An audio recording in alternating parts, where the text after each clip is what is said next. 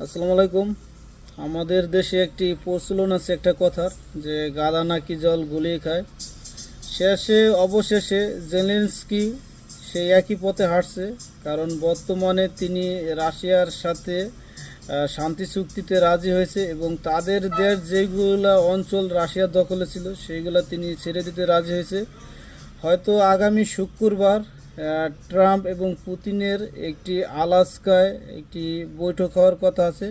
সেখানে হয়তো এই দুই দেশের একটি শান্তি চুক্তি হতে পারে। সেখানে শান্তি চুক্তি হলে হয়তো আগামী শুক্রবার থেকে হয়তো এই যুদ্ধ থেমে যেতে পারে। আর যে ইউক্রেনের 5টি গুরুত্বপূর্ণ অঞ্চল যা রাশিয়া অলরেডি দখল করে নিছে, সেগুলো হয়তো রাশিয়ার সাথে যুক্ত হতে পারে। সেই অঞ্চলগুলো হলো লোনেস, দোনেস্কো, জাপুরিজিয়া, খেরসন এবং কিমিয়া। এই 5টি গুরুত্বপূর্ণ অঞ্চল হয়তো রাশিয়ার দখলে চলে যাবে। আর এই জিনিসটা হয়তো যদি জেলেনস্কি শুরু থেকেই ভাবতো, তাহলে হাজার হাজার লোক মারা যেত না, বা হাজার হাজার লোক ঘর ছাড়া হতো না।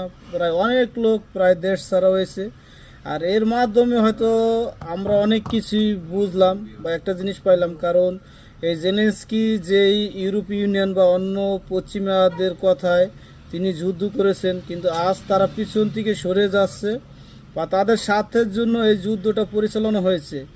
কিন্তু দিন শেষে এই জেলেনস্কি তার দেশের স্বার্থ বা তাদের দেশের জনগণের কথা চিন্তা করে হয়তো তিনি রাজি হয়েছেন। কারণ মাঝে মধ্যে তিনি অনেক কথাই বলছিল যে রাশিয়ার এক চিমটিও তিনি ছাড় দেবেন না বা পুতিনের সাথে কোনো সমঝোতা হবে না।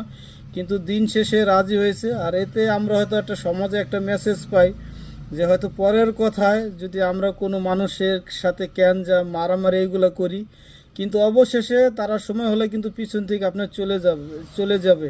এতে আপনার ক্ষয়ক্ষতি হবে, আপনার বিভিন্ন ধরনের অর্থ, সময় বা আপনার জীবনের অনেক ক্ষয়ক্ষতি হবে। তাই আমরা এর মাধ্যমে একটা জিনিসই শিখলাম, বা ইতিহাস থেকে অনেক কিছুই শেখা যায়, যে পরের কথায় কাউকে ক্ষতি বা কাউকে আঘাত বা কষ্ট দিয়ে হয়তো আপনি বেশিক্ষণ ভালো থাকতে পারবেন না। আর হয়তো যদি ভালো থাকতে যান, হয়তো আপনার অনেক লস দিয়ে ভালো থাকতে হবে।